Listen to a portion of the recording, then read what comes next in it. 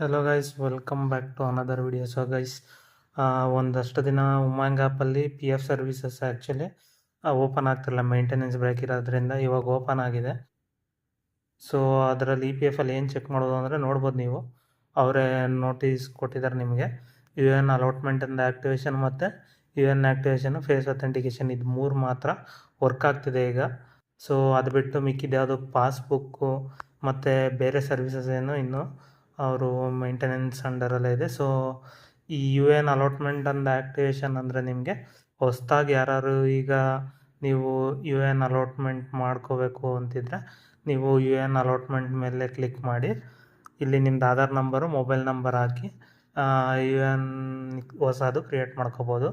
ಇನ್ನು next you N activation ಮಾತ್ರ ಅಂದರೆ ನಿಮ್ಮ ಹತ್ರ ಆಲ್ರೆಡಿ ಯು ಎನ್ ನಂಬರ್ ಇದ್ದು ಆ್ಯಕ್ಟಿವೇಟ್ ಆಗಿಲ್ಲ ಅಂದರೆ ನೀವಿಲ್ಲಿ ಕ್ಲಿಕ್ ಮಾಡಿ ಯು ಎನ್ ಆ್ಯಕ್ಟಿವೇಶನ್ ಮೇಲೆ ಯು ಎನ್ ನಂಬರ್ ಹಾಕಿ, ಆಧಾರ್ ನಂಬರ್ ಹಾಕಿ ಮತ್ತು ಮೊಬೈಲ್ ನಂಬರ್ ಹಾಕ್ಕೊಂಡು ನೀವು ಯು ಎನ್ ಆ್ಯಕ್ಟಿವೇಶನ್ ಮಾಡ್ಕೋಬೋದು.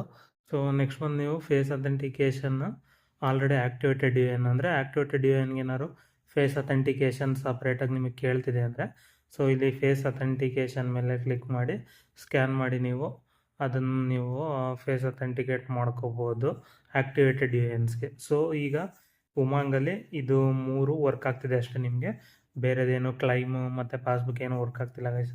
ಸೊ ಅದಾದಮೇಲೆ ನಿಮಗೆ ಯಾವಾಗ ಇನ್ನು ಅದರ್ ಸರ್ವಿಸಸ್ ಯಾವಾಗ ಓಪನ್ ಆಗುತ್ತೆ ಅಂತ ಮತ್ತೆ ವೀಡಿಯೋ ಮಾಡಿ ಹಾಕ್ತೀನಿ ನಿಮಗೆ. So thank you for watching guys.